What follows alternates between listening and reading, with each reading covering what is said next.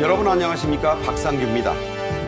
우리나라와 아프리카 48개국이 참여하는 핵심 광물 대화가 출범했습니다. 윤석열 대통령은 아프리카 25개국 정상들과 양자회담을 갖고 조약과 협정 12건, 양해각서 34건을 체결했습니다. 루안다의 박정희로 불리는 폴 카가메 루안다 대통령이 100만 명이 학살된 내전의 땅 루안다를 아프리카 발전의 교과서로 만든 공로로 연세대학교에서 명예 박사 학위를 받았습니다. 자세히 소개해드리겠습니다. 김열수 한국군사문제연구원 안보전략실장, 임종윤 경제평론가와 함께 말씀 나누겠습니다. 어서 오세요. 안녕하십니까. 안녕하세요. 네. 지구 광물 자원의 3분의 1이 묻혀 있는 아프리카가 우리나라와 핵심 광물 대화 상설 협의체를 출범시켰습니다. 중국 등 일부 국가에 대한 지나친 자원 수입 편중이 크게 개선될 것으로 기대되는데요. 먼저 영상으로 보겠습니다.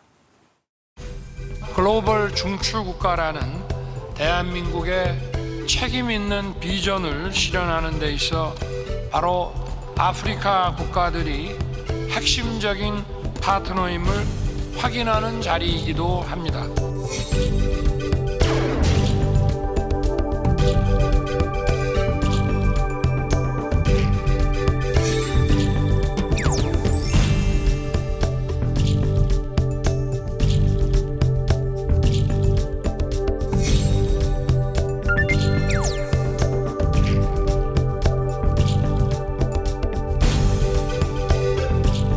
올해 벼농사가 대풍작을 기록해 예상 수확량이 3,569만 섬에 이르고 있습니다.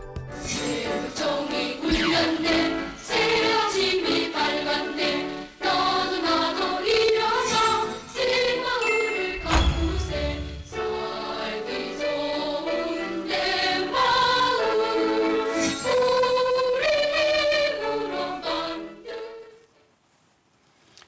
윤 대통령은 4일 경기도 일산의 킨텍스에서 열린 한아프리카 정상회의 개회사에서도 이 핵심 광물 문제를 가장 중요하게 먼저 강조했습니다. 직접 들어보시죠.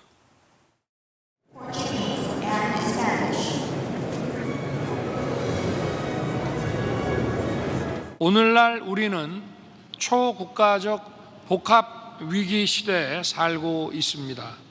대한민국은 아프리카와 함께하는 상생의 파트너십을 통해 오늘의 위기를 극복하고 내일의 번영을 함께 만들고자 합니다. 핵심 광물의 안정적인 공급, 디지털 전환과 같은 미래 성장에 직결된 문제에 대해서도 지속 가능한 협력 방안을 모색해 나가겠습니다. 네, 방금 들으신 것처럼 윤 대통령의 주도로 채택된 또 시작된 핵심 광물 대화, 이 상설 협의체는 앞으로 어떤 일들을 하게 됩니까? 광물 대화라고 그러니까 언뜻 듣기에는 뭐지 싶으실 텐데 말씀하신 대로 이게 상설 협의체라는 거잖아요. 그러니까 상설적으로 협의를 할 수 있는 어떤 하나의 그 조직이 만들어졌다. 이게 사실은 가장 중요한 의미를 담고 있다고 볼 수가 있겠고요. 사실은 이 핵심 광물들은 우리나라만 원하는 게 아니지 않습니까? 그렇죠. 전 세계가 다 원하고 더 잘 아시겠지만 이미 중국이 1대1로 정책을 통해서 아프리카의 여러 나라의 이런 광물들을 사실 입도선 매는 것도 좀 있거든요. 네. 그런 차원에서 봤을 때 우리가 이 아프리카의 광물들을 안정적으로 공급받는 걸 보장을 한다. 결국 이게 이 상설협의체인 핵심 광물 대화의 가장 중요한 의미라고 볼 수가 있겠고요. 또 이걸 추진하는 과정에서 당연히 자연스럽게 우리나라 기업들의 투자 기회라든가 이런 협력 기회들이 있을 것으로 보이는데 윤 대통령도 이 부분에 대해서 상당히 좀 강조를 한 걸로 봤을 때는 결국은 앞으로 이제 대화가 진행이 되면서 우리 기업들의 아프리카 투자 또 어떤 기술 개발에 대한 참여 이런 것들의 폭이 굉장히 늘어나지 않겠냐 기대가 좀 됩니다. 네. 자, 이 핵심 광물 대화가 출범한 것은 광물의 95%를 수입에 의존하는 우리나라에 요즘 특히 필요한 이른바 6대 광물 이것 때문이죠? 그렇죠. 이제 사실상 전기차하고 배터리, 신재생 에너지 이런 것들을 만들기 위해서는 이런 핵심 광물들이 필요한데요.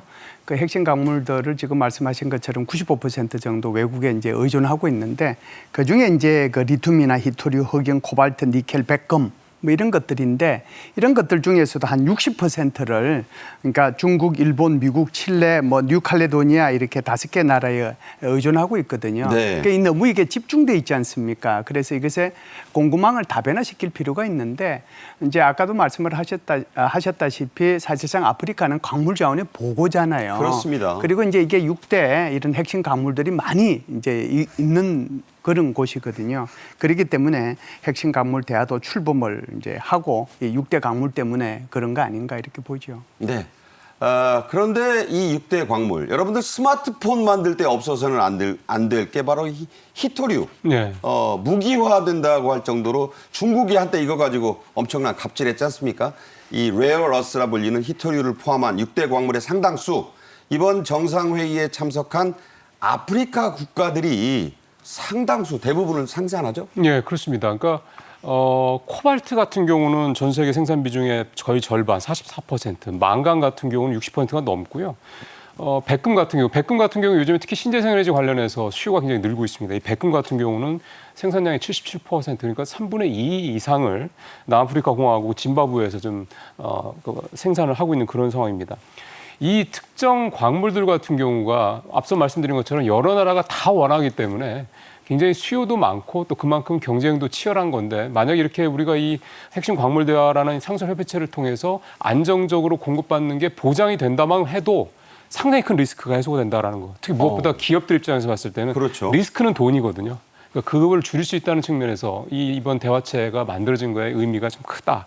이렇게 업계에서도 좀 볼 수밖에 없을 것 같습니다. 네, 중국이 뭐 안 주겠다 하면 꼼짝 못하는 데서 그렇죠. 벗어날 수가 있다는 그럼요. 거예요. 네. 우리에겐 아프리카가 있다.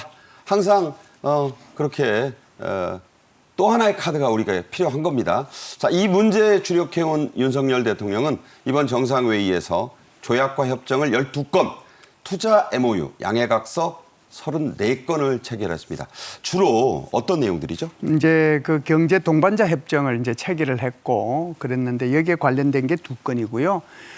무역 투자 촉진 프레임워크라고 하는 게 있거든요. 여기에 관련된 게 6건. 그리고 이제 인프라하고 모빌리티 협력과 관련된 그 MOU가 뭐 3건. 핵심 광물 협력 관련된 것이 2건. 이거 외에도요. 농업, 해양 수산, 의료 보건 협력 이런 거하고 이제 다 합하니까 결국은 조약과 협정이 12건이고 또 양해각서가 34건이 됐다라고 봐요. 그래서 한국과 아프리카의 대화를 최고위급으로 이번에 이제 격상을 하고 그러니까요. 이런 것들을 통해서 전략적 협력을 강화하는 그런 계기가 되지 않는가 이렇게 봅니다. 네, 무역투자진흥기관 간의 협력, 농업, 또 해양수산, 의료보건 협력 등 분야도 아주 다양합니다. 자, 그 하이라이트라 할 수 있는 핵심 광물 협력을 위한 제도적 기반이 마련된 데서 가장 큰 의의를 찾을 수가 있는데, 자, 이거 얘기를 좀 해주세요. 예, 지금 그 교수님 말씀하신 대로 이게 이런 기본 굉장히 다양하지 않습니까? 그러니까 여기에 또 저는 좀 더 주목하는 게 인프라 모빌리티 협력 부분이거든요. 그러니까 이게 결국은 인프라라는 거는 도로, 뭐 건설, 항만 이런 쪽에 대한 부분이고 모빌리티라는 건 결국은 이제 그 안에 이 아프리카 전체 안에 일종의 IT망을 설치를 그러니까 구축을 할 수 있다 이런 측면에서 봤을 때 우리가 굉장히 잘 해왔던 또 우리나라가 지금까지 경제 성장을 해올 때 핵심적인 어떤 산업 쪽입니다. 그러니까 네. 우리가 노하우도 있고 기술도 있고 잘 아는 데죠. 이런 쪽에서 우리가 어떻게 보면 아프리카가 경제 발전하는 데 있어서 우리가 마치 70년대, 80년대 산업화하면서 경제 성장을 했던 것 같은 방식을 통해서 이렇게 어떤 그런 기본 인프라를 구축해 줄 수 있다는 측면에서 봤을 때는 단순히 광물 차원을 떠나서 앞으로도 이 아프리카와의 확장 가능성 여러 가지 분야에서 협력의 확장 가능성이 굉장히 크다라는 게 의미가 있다고 보는 거고요. 그런 제도적 기반을 해서 뭐 예를 들어서 비자 같은 문제, 사실 이게 좀 까다로운 부분인데 이런 것들도 좀 편하게 그러니까요. 할 수 있게 좀 해놨다는 것도 외교관, 있고. 관영, 예. 공무여권 소지자 면제죠. 쌍호. 예, 그러니까 단순히 뭐 공무원이라든가 이런 외교관뿐만이 아니라 기업들도 이제 아프리카에 이제 출장을 갈 일이 굉장히 많아질 텐데 그렇죠. 그런 데 있어서 이런 외교적인 관련된 절차들이 굉장히 간소화된다라는 거는 그만큼 아프리카에 가는 일 자체가 굉장히 어렵지 않다라고 이제 인식할 수 있기 때문에 기업들 입장에서는 굉장히 부담을 덜게 됐다 또 이렇게 볼 수가 있겠습니다. 네. 자, 이번 정상회의는 아프리카 48개국과 AU라 불리는 아프리카 연합 등 4개 국제기구 대표들이 참석한 그야말로 사상 최대 규모였습니다. 윤 대통령은 경제협력, 그중에서도 핵심 광물 대화를 거듭 강조를 했는데요. 직접 들어보겠습니다.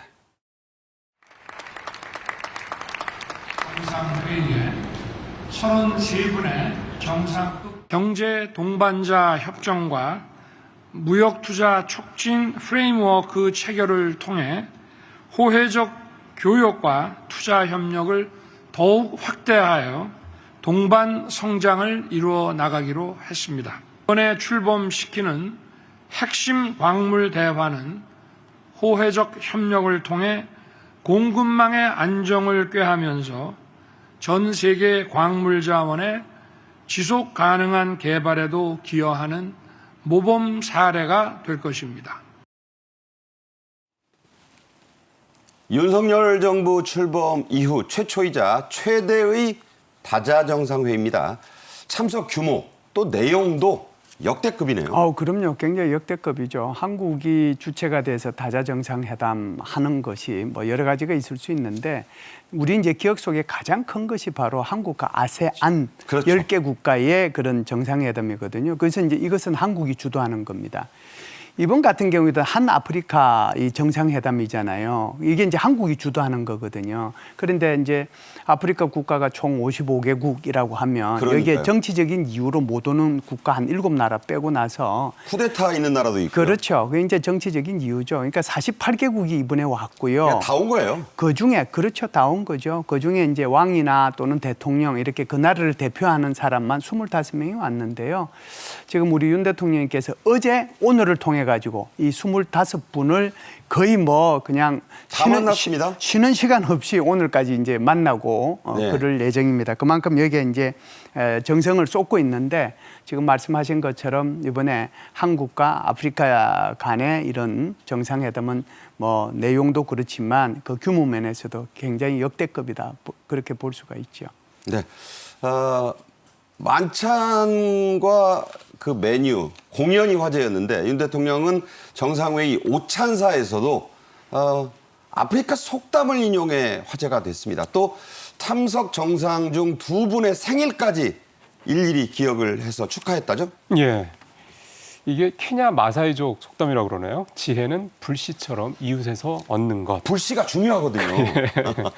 그리고 또 이제 생일 챙겨준 것도 그렇고 이제 오늘이 적도기니 대통령, 내일은 토고 대통령 생일이라고 합니다. 그러니까 뭐랄까 이게 사실은 우리가 아프리카와 그렇게까지 친숙하지 않은 관계다 보니까 사실 좀 약간 낯설죠. 그리고 조금 분위기도 경직되고 무거울 수도 있는데 이렇게 어떤 그쪽에서 아프리카에서는 되게 익숙한 속담이라든가 또 이런 생일 같은 걸 챙겨주는 통해서 일종의 아이스 브레이킹을 좀 세련되게 했다라고 볼 수가 있겠고요. 네. 이런 디테일을 챙김으로써 이제 아무래도 이제 받는 사람 입장에서 때는 좀 더 감동을 할 수가 있는 거지 않겠습니까? 내 생일 불러주잖아요. 그럼요.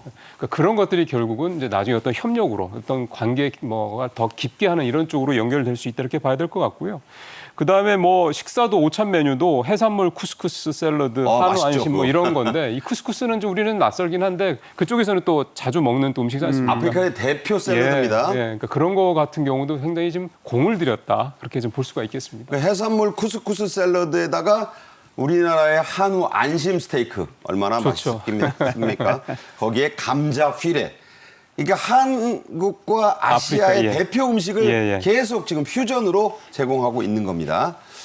정상 만찬과 정상 회의, 오찬 등에 참석한 아프리카 대표들 감동하고 찬사를 쏟아냈는데 그중에 대표적인 것들 소개해 주시죠. 이제 아무래도 그 공연 내용이 뭐였겠느냐가 중요하지 않겠어요. 크게 이제 네 가지 공연이 있었다라고 봅니다. 네. 첫 번째는 이제 K-팝하고 부채춤을 이제 이렇게 같이 연결해 가지고 소위 말하는 그 우리 아이돌 그룹의 댄스 팀들이 나와서 이걸 공연을 했고요. 네. 두 번째는 태권도 공연도 있었습니다. 있었어요? 그리고 이제 세 번째는 한 20명으로 구성된 합창단이 합창을 했는데 뭘 했느냐 하면은 남아프리카 공화국에서 월드컵 개최했잖아요. 예. 그렇죠. 그 월드컵 2010년. 개최한 그렇죠. 그 주제곡이 있습니다. 그 주제곡이 와까와까인데 와까와까 유명했죠. 이것도 이제 그 공연을 했거든요. 마지막으로 이제 우리나라를 대표하는 남사당패하고 그리고 이제 아프리카는 아무래도 타악기가 굉장히 중요하지 않습니까? 그렇죠. 여기에 대한 협연이 있었습니다. 그러다 보니까 정말 환대해 주셔서 고맙다. 공연이 너무 좋았다. 이런 얘기도 있었지만 그거 외에도 사실상 이런 정상회의가 좀 일찍 더 열렸으면 좋았을 뻔했다. 그러니까 카가메 그런 르완다 얘기도. 대통령은 네. 한국은 글로벌 중추 국가고 아프리카는 글로벌 중추 대륙이다. 그렇죠. 좀 더 일찍 만났어야 된다. 네. 그런 얘기도 했고요. 그리고 이제 적도기니 대통령 같은 경우에는 아프리카 국가들이 경제적 독립을 이루기 위해서는 한국 같은 나라와의 협력이 꼭 필요하다. 이런 얘기도 그날 했죠. 네. 사전 환담장의 그 디자인도 화제가 됐습니다. 정상 라운지 벽면에는 한쪽에는요, 우리 전통 수묵화 참 멋지잖아요. 그 반대편에는 삼성전자가 설치한 투명 LED 패널이 설치가 됐는데, 자 여기에 나온 장면이 또 아프리카 대표들의 눈길을 붙잡았죠. 예. 보세요. 그러니까 한쪽 면은 수묵화. 그러니까 저건 LED 패널 쪽이에요. 저건 LED 패널 쪽인데 한쪽 면에 수묵화에 따른 건 한국의 정적인 이 여백의 미를 담는 아름다움을, 그러니까 전통적인 한국의 아름다움을 보여준 거고, 또 한쪽에 이 삼성전자 투명 패널을 설치한 곳에는 우리나라의 그동안의 발전상을 보여준 영상을 담아냈거든요. 네, 저런 걸 보고 예. 한참들 서 있었대요. 그러니까 이게 이제 한국의 두 가지 큰 특징을 이 두 양면, 두 개의 벽면을 활용을 해서 그 자리에서 한 군데서 보여준 겁니다. 그러니까 한국의 경제 발전상을 그 영상을 통해서 보면서 그래 우리가 아프리카 국가들이 우리나라 그러니까 한국까지 먼 나라까지 온 이유가 결국은 한국처럼 성공하겠다, 한국처럼 경제 발전하겠다라는 목적이 큰 거 아니겠습니까? 그런 것들을 그 자리에서에게 압축적으로 보여줬다라는 점, 이것도 굉장히 좋은 아이디어였다라는 생각이 좀 듭니다. 네. 이번 정상회의에는 부대 행사들, 이벤트들이 참 많았습니다. 우리 기업의 아프리카 시장 진출을 돕는 자리도 마련이 됐는데요. 그 영상을 함께 보시겠습니다. 네. 4일에 있었던 한아프리카 에너지 투자 포럼의 모습인데 항상 이 자리가 꽉 찼다 그래요. 각 개별 부스가 있었고 여기에 저렇게 이제 아프리카 각국 대표들이 와서 우리나라와 이제 상담을 진행했습니다. 한국과 아프리카 간의 협력은 이제 상호 번영을 위한 필연적 과제가 되었습니다. 또한 아프리카는 전 세계 천연 자원의 약 30%를 보유하고 있어 안정적인 글로벌 공급망 구축을 위한 아프리카의 역할이 그 어느 때보다 중요하다고 하겠습니다. Participating here, we do have good experience. Very, very happy, and we are looking forward to continue partnering with Korea. 네, 이번 정상회의에 참석한 AU, 아프리카 연합 얘기를 좀 더 해보겠습니다. 유럽연합, 그러니까 EU의 버금가는 글로벌 경제 공동체로 도약했죠? 예. 55개 나라가 이 회원국으로 AU에 가입이 돼 있고요. 단순히 이제 나라 수만 많은 게 아니라 여기에 해당되는 회원국 인구가 14억 명입니다. 이렇게 인구가 14억 명이라고 생각하면 이제 인도, 중국의 인구가 이제 버금가는 건데 그만큼 여러 가지가 가능성이 있다라는 게 느껴지는 그런 인구수가 될 거고요. 그렇죠. 무엇보다 또 중요한 거는 인구뿐만이 아니라 이 인구가 젊다라는 겁니다. 지금 아프리카 인구 15세 이하 인구가 40% 정도가 되니까. 그러니까 10명 중 4명이 예. 15세 이하예요. 그리고 또 인구가 또 굉장히 폭발적으로 늘어나고 있고 2050년에는 아프리카 인구가 전 세계 인구의 4분의 1을 차지한다고 그러니까 뭐 이 발전 가능성이라는 거는 정말 굉장히 크다라고 볼 수가 있는데요. 그런 점들 때문에 물론 7년간의 참 치열한 시도가 있었겠습니다만 유럽연합에서 단체 회원국으로는 두 번째로 G20에 가입도 됐으니 그 위상도 분명히 좀 커질 수밖에 없을 것 같고요.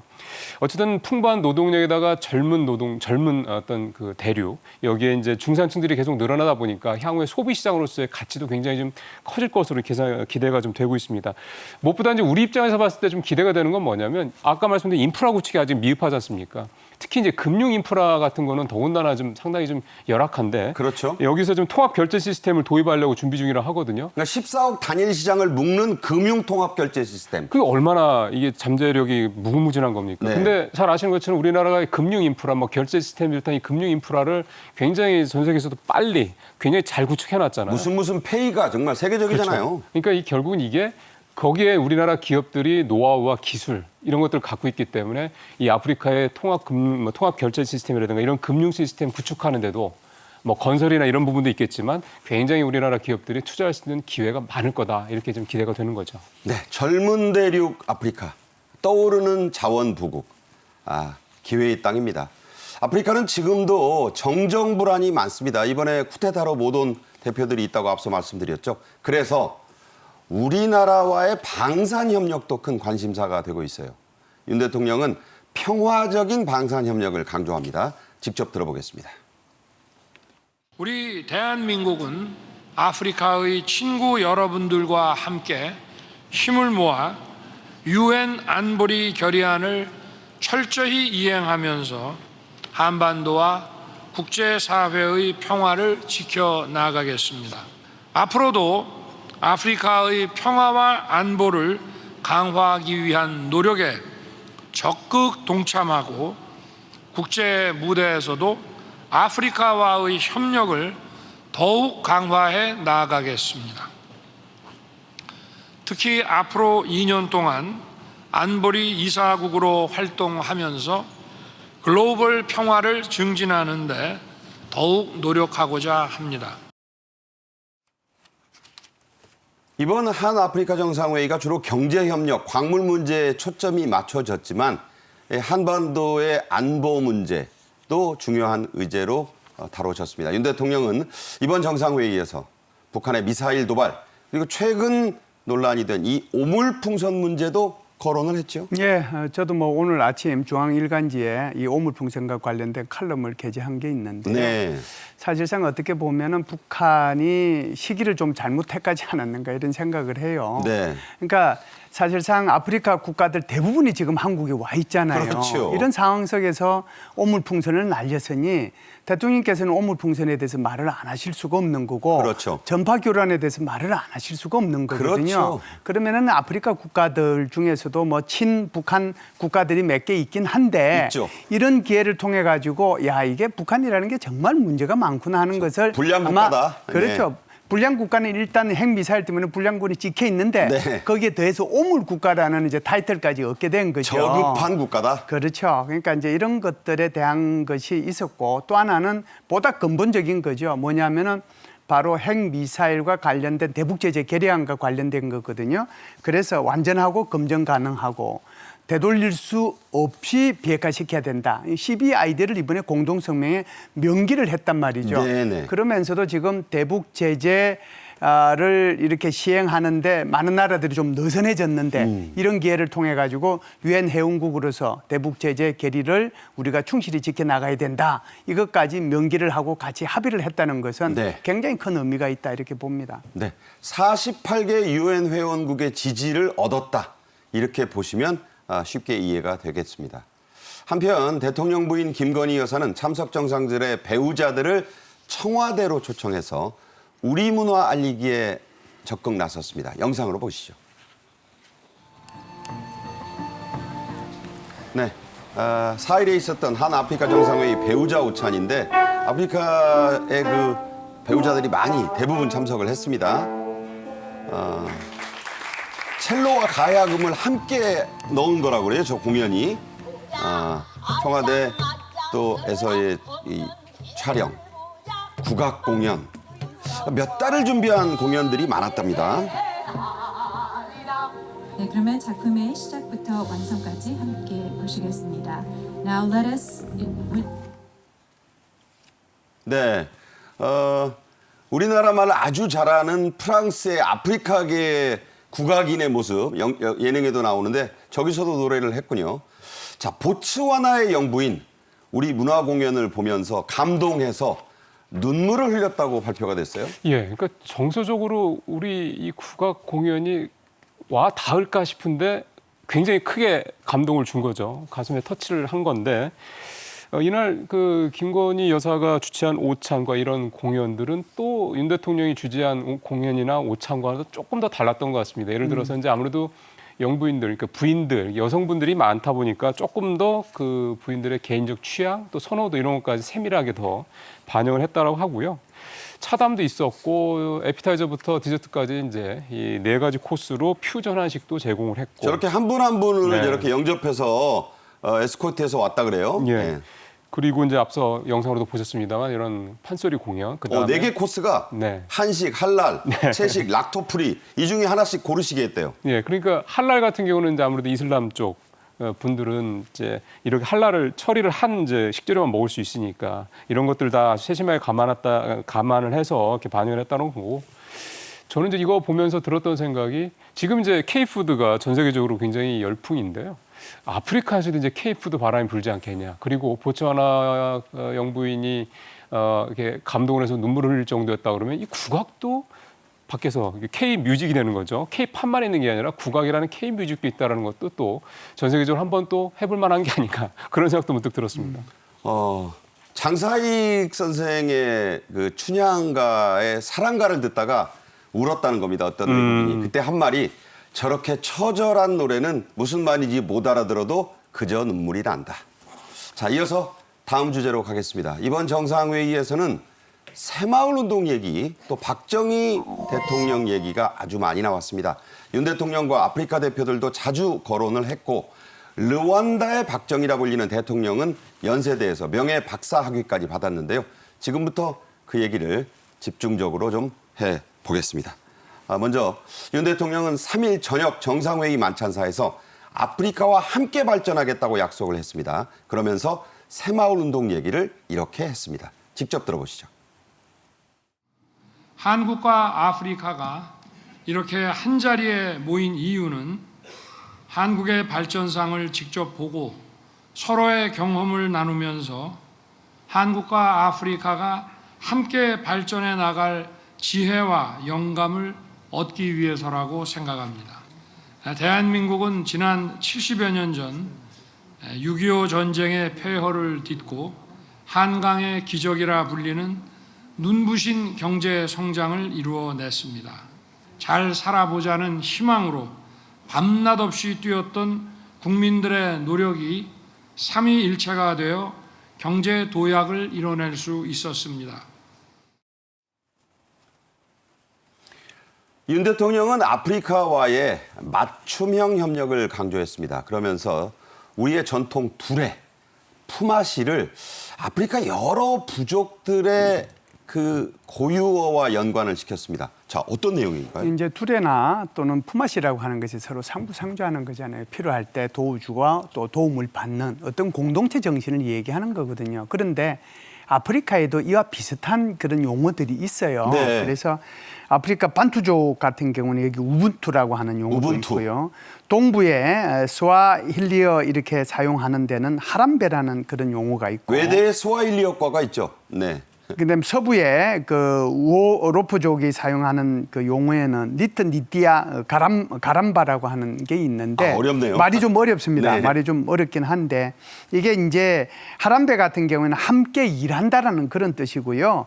니트니띠아 가람바라고 하는 것은 서로가 소유를 치유한다는 뜻이거든요. 니트니타이 가라밤. 예. 그렇죠. 이제 이런 것들이 결국은 우리 두레나 또는 푸마시하고 비슷하다. 그래서 이런 차원에서 보면 아프리카 국가들끼리도 이게 필요하지만 한국과 아프리카 사이에서 이런 그런 그 두레나 푸마시 같은 것들도 필요하지 않는가. 그래서 이것을 더 발전시켜 나가자 하는 것을 아프리카 말들을 이용해서 이걸 더 강조했다. 이렇게 볼 수가 있죠. 네, 우리가 외국에 갔는데 뭐 아프리카 정상이 여러분에게 우리만 알 수 있는 말을 속담 같은 걸 하면 어디 보면 기분이 어떠시겠어요? 감동 받습니다. 이 우분투란 말, 당신이 있기에 내가 있고 우리가 있기에 내가 있다.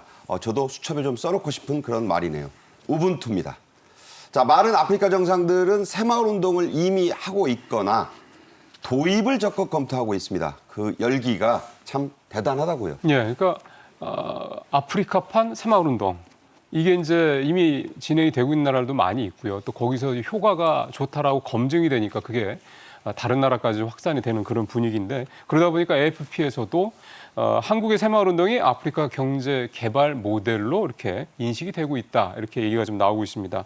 그러니까 결국은 우리도 이제 70년대, 60년대, 70년대 그러니까 한국 전쟁 이후에 어려웠던 시절 그 폐허를 이제 이렇게 지금의 이런 옥토로 만들어가는 과정에서 뭔가 촉매제 역할을 했던 게 새마을운동이었고 그 새마을운동을 통해서 한강의 기적이라는 그 한국 경제의 성공 모델이 되다 보니.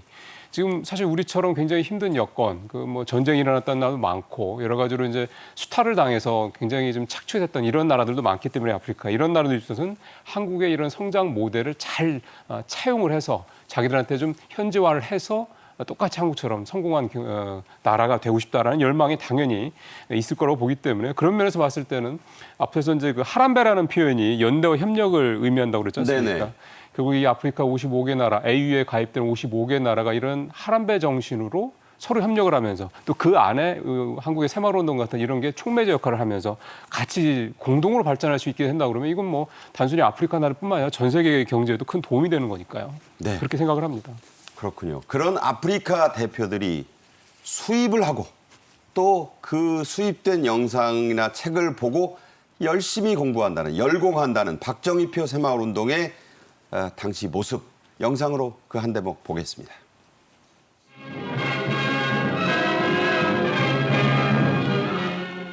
박정희 대통령은 새마을 정신으로 농촌과 도시에서 새마을 운동을 꾸준히 전개해야 한다고 말하고 새마을 정신이 투철한 농민을 정부는 먼저 도와주고 그렇지 못한 곳은 맨 나중으로 미루겠다고 밝혔습니다.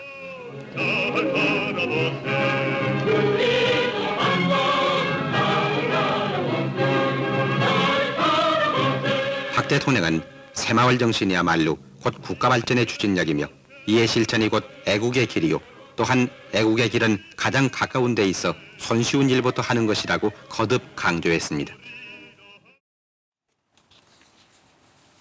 우리 중앙정부 그리고 지방자치단체는 아시아와 아프리카에 새마을운동을 꾸준히 보급해왔습니다. 일종의 수출이죠. 경상북도 같은 경우에는 이미 19년 전부터 시작을 했죠. 예, 이게 뭐 좀 아이러니하긴 한데 어찌됐든 2005년도에 노무현 대통령 계실 때 이게 이제 시작이 됐는데요. 맨 처음에 이제 베트남하고 시작이 됐죠. 그런데 이런 새마을 운동을 배우겠다라고 하는 나라가 어디 베트남만 있겠습니까? 네. 동남아, 서남아시아, 중앙아시아 그리고 이제 아프리카까지 지금 확대가 됐거든요.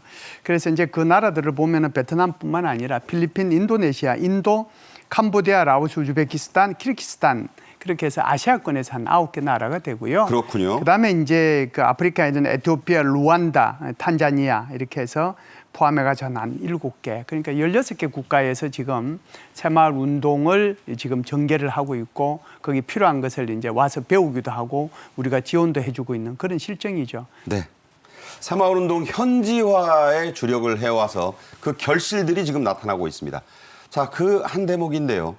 이런 가운데 이번 한아프리카 정상회의에 참석한 앞서도 보셨습니다. 르완다의 폴 카가메 대통령은 새마을운동을 통해 내전의 땅 르완다, 100만여 명이 학살된 제노사이드의 땅 르완다를 비약적으로 발전시킨 공로로 연세대학교에서 명예 박사학위, 행정학 박사학위를 받죠? 예, 그렇습니다. 이 카가메 대통령은 이제 르완다판 박정희 대통령. 그러니까 그 행보가 비슷했다라는 거죠. 내전을 진압하면서 국방장관이 됐고 국방장관을 거쳐 이제 대통령이 되고 현재 3선까지 오고 이제 7월 달에 다시 대통령 선거에서 4선이 될 것이다. 4선도 갈 것이다. 뭐 이런 얘기까지 나오는 분인데 매번 뭐 90%의 지지율을 받는다 그래요. 네. 근데 그도 그럴게요.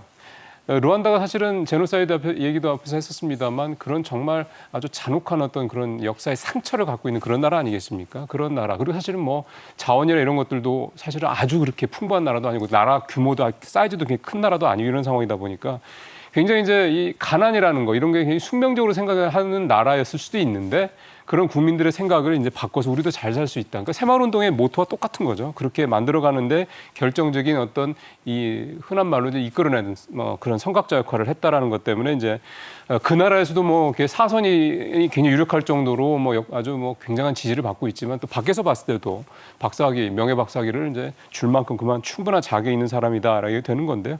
특히 이 루안다 내전 관련돼서 이 제노사이드가 있던 부분, 이 관련해서 이 보복으로 접근하는 게 아니라 네.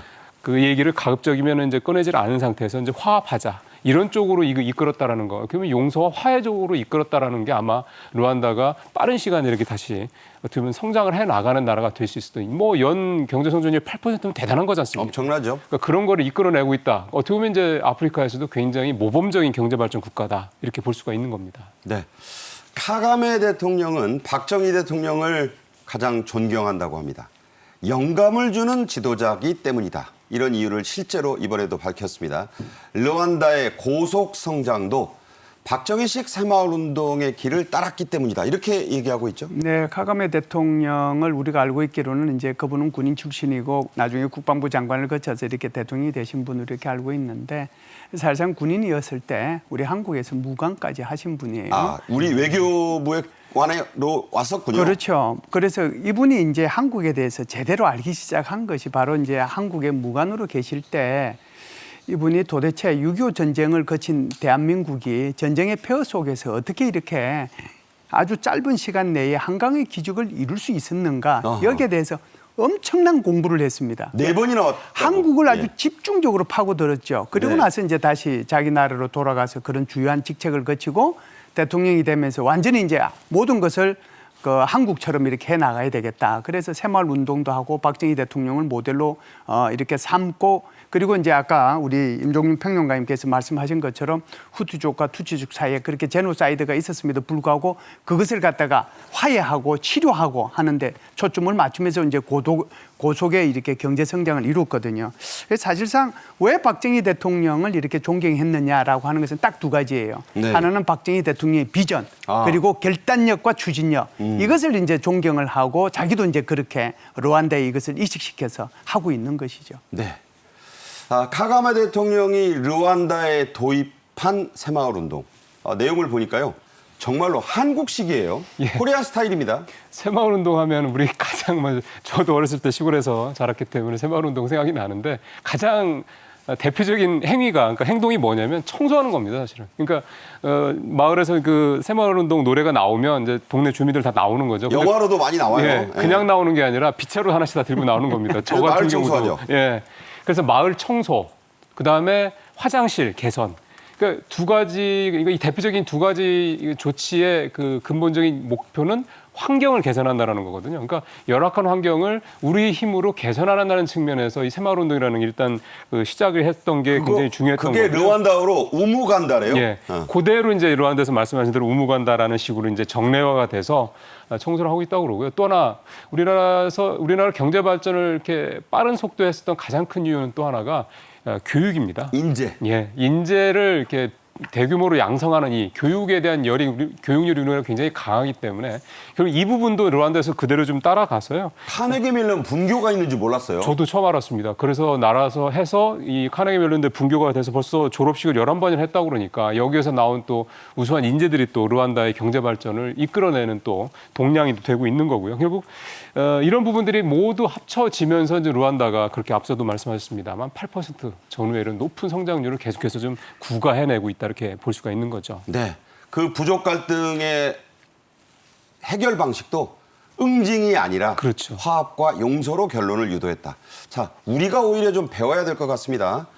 스리랑카도 새마을운동을 배우러 경상북도를 여러 번 주요 인사가 오고 있죠. 네, 그렇죠. 이제 그 스리랑카에서는 2014년에 새마을 그 시범 사업을 했어요. 그러니까 이제 처음 이번에 그 사람들이 오는 거는 아니고요. 그런데 이번에는 굉장히 높은 사람들이 왔습니다. 그래서 이제 경상북도를 가서 도대체 이 새마을 사업이라고 하는 거, 새마을 운동이라고 하는 거, 그 실체를 이제 제대로 알고 싶었던 것이죠. 네. 그렇기 때문에 이제 4일날 여기 국회의장도 여기 왔었고요. 그 전날에는 스리랑카 국무총리도 여기로 왔었습니다. 그래서 뭐 국무총리도 오고 국회의장도 왔으니까 이분들이 단지 이 시범적으로 하고 있는 이것을 스리랑카 전역으로 확대시키고 싶은 거죠. 그렇게 되면은 뭐 스리랑카도 이제 이 새마을 운동이 아마 전국적으로 좀 일어나지 않겠는가 이런 생각을 하지요. 네. 아프리카도 주식이 쌀입니다. 그래서 새마을운동 못지않게 우리의 쌀 농사도 아프리카로 진출할 예정입니다. 농림축산식품부의 발표 직접 들어보겠습니다. 우리나라가 70년대 통일벼 품종 개발을 하고 생산 기반 조성을 통해서 쌀 자급률을 달성한 바가 있습니다. 이런 경험을 통해 가지고 활용해서 아프리카 식량 안보에 기여하는 것이 이 사업의 목표인데 향후 사업 진전 현황 그리고 국제 수요 등을 감안해서 추가적으로 확대해 나갈 계획입니다. 네. 요즘 K가 붙으면 다 돈이 됩니다. 이른바 K 라이스 벨트 사업인데요. 효과가 나고 있죠? 예, 가나, 감비아, 기니 등 10개국에 우리와 이제 K 라이스벨트 MOU를 체결을 했고요. 이제 그동안에 이 쌀농사와 관련돼서 이제 어떤 노하우 또 그다음에 쌀 품종 개량 뭐 이런 작업들을 우리가 좀 도와주고 있는 그런 상황이고요. 현재 아프리카 8개 나라에 26개 쌀 신품종이 개발이 됐다고 그러네요. 작년에만 2,300톤 정도가 수확이 됐는데 우리가 통일벼로 크게 이 우리나라의 식량난을 해결한 것처럼 좀 기아에 허덕이고 있는 아프리카의 이 쌀이 이 식량난을 근본적으로 해소할 수 있는 어떤 그런 좀 돌파구가 되었으면 하는 걸 또 그거를 K 라이스벨트를 통해서 만들어낼 수 있다면 또 아프리카에서 한국의 위상도 굉장히 또 높아지지 않겠냐 그런 기대가 됩니다. 네. 오늘의 마지막 주제로 가겠습니다. 보건복지부가 전공의들에게 사실상 마지막 손을 내밀었습니다. 전공의 사직서 수리 금지 명령을 철회한 건데요. 직접 들어보시죠. 전공의가 복귀하면 행정처분 절차를 중단하여 법적 부담 없이 수련에 전념할 수 있도록 하겠습니다. 조속히 복귀하는 전공의에 대해서는 차질 없이 수련이 이루어지도록 하겠습니다. 수련 기간 조정 등을 통해 필요한 시기에 전문의를 취득할 수 있도록 추진해 나가겠습니다. 이 경우에도 수련의 질이 저하되지 않도록 프로그램을 보완하겠습니다. 진료 공백이 더 이상 커지지 않도록 하기 위한 정부가 내린 결단입니다. 자, 이런 결단이 왜 나왔느냐? 5월 28일, 29일에 실시한 국민 설문조사 결과가 있어요. 그걸 좀 살펴보겠습니다. 자, 의사들은 어쨌든 환자들 곁으로 돌아가야 한다는 응답 86%가량 나왔어요. 예, 사실상 뭐 27년 만에 하는 의료 계획이잖아요. 그러다 보니까 뭐 진통이 없을 수는 없죠. 진통이 있는데 지금 이제 저기 여론조사에서 보시다시피 의사들의 이런 그 집단 행동에 대한 그런 그 여론이라든지 이제 환자 곁으로 돌아가야 된다라고 하는 거 그런 데 대한 여론이 훨씬 높은 거죠. 그래서 아마 이런 것들도 야당도 지금 여기에 대해서 찬성을 하고 있는 그런 상황이기 때문에 아마 우리 전공의를 포함해서 의료계통에 종사하시는 분들도 국민들의 생각을 좀 존중했으면 좋겠다는 그런 생각은 합니다. 네, 보건의료노조도 이 설문조사를 했더니 응답자의 70%는 증원 집행정지 기각 이거 잘 된 거다라고 얘기를 했고 국민 10명 중 6, 7명 가량은 정부의 의대 정원은 계획대로 추진해야 한다. 자, 이런 목소리 전공의들이 계속 외면만 하면 안 될 것 같습니다. 전공의들이 복귀하면 없애주겠다고 하는 정부의 행정처분. 자, 어떤 게 있나요? 일단은 사직서 수리 못하게 하는 거. 사직서 수리를 이제 개별적으로 면담을 해서 그래도 이제 그만두겠다는 사직서들, 그 전공의들의 사직서를 이제 수리하겠다는 것도 있고요. 그다음에 앞에 이제 조규영 장관 발표 내용 들어보셨지만은 이제 행정처분 다 중단하겠고. 저는 이제 여러 가지 내용들이 있는데 제일 중요한 게 사실 전공의들이 이번에 이렇게까지 강경하게 나오고 있는 이유 중에 하나가 이 너무너무 열악한 근무 환경 아니겠습니까? 네네. 그러니까 그런 부분들에서 근본적으로 좀 뭔가 대책을 세워주기를 바라고 있는 건데 별로 그런 부분들이 아직 담겨 있지 않다라는 점들에 대한 것도 있는데 조 장관이 앞에서도 얘기를 했습니다만 이 좀 질 좋은 교육이 그러니까 수련 과정이 진행될 수 있도록 여러 가지 제도를 마련하겠다고 얘기를 했습니다. 전문의 중심의 상급 종합병원을 운영한다든가 수련 환경을 전면 개편한다든가 전공의들의 연속 근무 시간을 단축한다든가 그러니까 이게 말뿐이 아니라 실제로 실현이 돼야지 전공의들의 여건이 좀 좋아지는 거니까 이런 부분들에 대해서 신뢰를 일단 확보하는 게 무엇보다 중요하지 않겠는 생각이 듭니다. 네. 하지만 의사들, 특히 의사협회를 중심으로 총파업 찬반 투표를 지금 실시하고 있습니다. 복귀하지 않겠다는 이른바 강경파들이 아직은 많아요. 예, 어제부터죠. 이제 8일까지 지금 이제 총파업 찬반 투표를 하고요. 그 결과를 가지고 9일 날 전국 의사 대표자 대회를 합니다. 사실상 의사 커뮤니티에 이제 이런 것들이 주로 많이 나오는데 사직서 수리해도 복귀하지 않을 거다. 강경한 태도를 보이고 있는 다 거죠. 모인다는 거예요. 교수, 봉지기 뭐. 네, 그래도 그럼에도 불구하고 뭐 국민들 입장에서는 저도 마찬가지입니다만은 진료 공백이 좀 없었으면 좋겠다는 그런 생각을 가지고 있습니다. 네. 자, 사직서를 수리해도 복귀하지 않을 것이다. 물론 그런 의견을 가지실 수 있습니다. 하지만 어떤 게 이제 현명한 또 국민들의 건강을 위한 그런 선택인지 본인들이 의사를 시작하시면서 한 선언을 좀 돌아보셨으면 한다. 제 개인적 생각을 그렇게 갖습니다. 자, 의대 정원이 확정된 뒤에 처음으로 실시된 모의 평가가 4일 있었습니다. 졸업생 등 이른바 N수생의 응시 지원율 역대 최다를 기록했다니까. 이제 의대 예. 열풍이 부는 거예요. 그렇습니다. 8만 8천 명 졸업생. 그러니까 이제 졸업생이라는 거는 이제 말씀하신 대로 N수생인 거죠. 한 번일 수도 있고 여러 번일 수도 있는 거니까 8만 8천 명으로 작년보다 18% 늘어나면서 응시율 기준으로 역대 최대를 기록했다. 그만큼 이제 말씀하신 대로 의대 정원, 의대 증원에 대한 기대감이 반영됐다 볼 수 있겠고요. 6월 모의고사 이 응시율 이런 게 결국 11월에는 이제 본 수능 요거를 이제 가늠자 역할을 한다고 그럽니다. 그렇다면 올 수능에 또 이렇게 소위 말하는 이제 N수생들이 이제 작년보다 훨씬 더 많이 몰리지 않겠느냐. 또는 심지어 지금 현재 학교에 다니고 있는 학생 중에서도 이제 학교를 그만둔다든지 아니면 다니면서도 의대를 들어가기 위해서 공부를 다시 하는 이런 수험생들이 늘어나지 않겠냐. 그렇게 좀 보여집니다. 여기에 빼놓을 수 없는 것이 지금 직장은 멀쩡하게 다니는 분들 중에서도요. 예. 의대 가려고 주경, 야독 뭐 이런 표현이 걸맞지 않을 수 있습니다만 공부하는 분들까지 합친다면 사상 최대의 의대 바람이 불고 있습니다. 김열수 한국군사문제연구원 안보전략실장님 그리고 임종윤 경제평론가와 함께 말씀 나눴습니다. 잘 들었습니다. 감사합니다. 고맙습니다. 수요일 생방송 정책인의 이슈 여기서 마치겠습니다. 이 방송은 KTV 유튜브로는 언제든지 또 재방송으로는 내일 오전 6시부터 보실 수 있습니다. 저는 현충일 하루 쉬고 모레 정오에 다시 찾아뵙겠습니다. 고맙습니다.